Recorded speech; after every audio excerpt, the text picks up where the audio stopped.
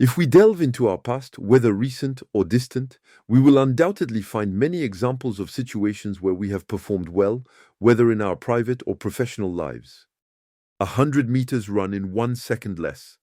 A tennis serve that allowed us to beat a tough opponent. A piece of music played on the piano at the right tempo. Analyzing a medication leaflet that allowed us to avoid a mistake. A difficult exam that we passed. Another method for solving an equation. A conversation partner that we convinced. A great sale. A record number of products manufactured. A very tight deadline that we met.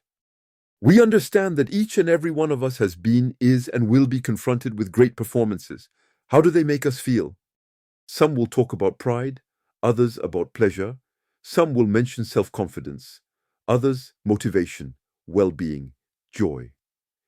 In human sciences, which are not exact sciences by definition, we can say that, in general, people who perform well feel satisfaction. All the other words are also appropriate.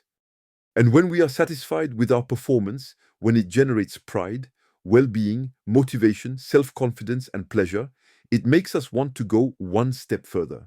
For some, it will be a tiny step, for others, a giant leap. This intrinsic energy that allows us to move along a virtuous circle of performance is a real godsend, even if it is subject to physical, intellectual, and memory limitations. Following the same line of reasoning, we could say that, in general, people who do not perform well will experience disappointment, displeasure, a lack of motivation, declining self-confidence, and little or no pride. If this pattern repeats itself for the same activity, there will come a time when these people will aim lower and lower, reducing their personal standards in order to achieve a certain level of performance, even if this means missing their set goals. This other circle is called the vicious circle of lower or no performance, and it also has its limits. First, the person gives up, or they are excluded by someone outside the group to whom they were accountable.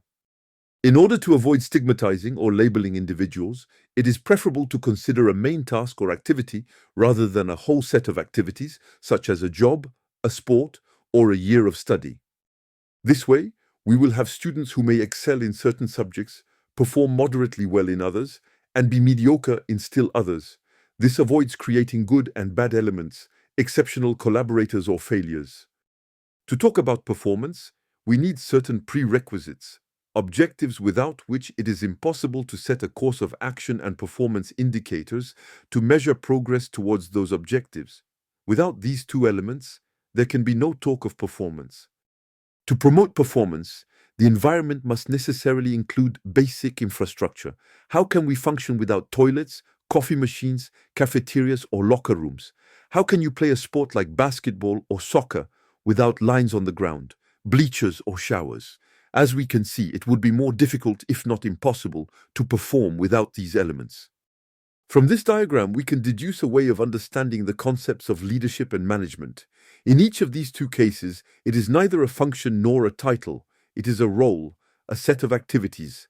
Management consists of a distinct set of activities: the design, construction, and maintenance of a structure that is ready to function. I am borrowing the definition here from my friend Guy van den Berger, as explained in detail in his book, The 7 Wonders of Great Leaders. We are talking about elements of structures and infrastructures, both tangible and intangible. Leadership is a process of influence based on behaviors that enable each person to achieve set goals and experience well-being, motivation, pride, and pleasure. This is a far cry from the shortcuts that are generally taken and the confusion between the two words.